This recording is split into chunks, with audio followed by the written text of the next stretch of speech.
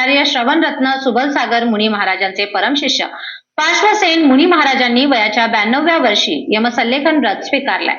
शुक्रवारी सकाळी शांतीसागर जैन आश्रमात आचार्य धर्मसेन मुनी महाराज, आचार्य जिनसेन मुनी महाराज आणि आचार्य शांतीसेन मुनी महाराज यांनी पार्श्वसेन मुनी महाराजांना यमसल्लेखना व्रत प्रदान केले। पार्श्वसेन मुनी महाराजांनी बाबानगर येथे श्रवणरत्न सुबलसागर मुनी महाराजांकडून सन 1999 मध्ये मुनी दीक्षा स्वीकारली होती। गेल्या 26 वर्षात त्यांनी धर्मसेवा केली। हजारो किलोमीटर अंतरावर असलेल्या तीर्थक्षेत्र सम्मेत शिखरजी येथे त्यांनी 3 वेळा पायी प्रवास करत धर्मोपदेश केला आणि दर्शनही घेतले। त्याचप्रमाणे त्यांनी श्रवणबेळगोळ येथील भगवान बाहुबलींचेही दर्शन घेतले। मुनी संघातील सर्व मुनी आणि माताजी यांच्यासह त्यांनी धर्मप्रचारासाठी मोठे योगदान दिले आहे। मुनी महाराजांच्या पूर्वाश्रमाबद्दल माहिती देताना ते अथणी तालुक्यातील महेश पाडगी गावातील शेतकरी कुटुंबातील होते।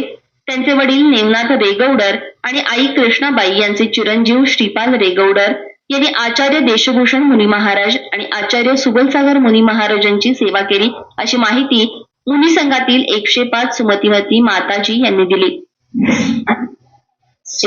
पट्टणದಲ್ಲಿ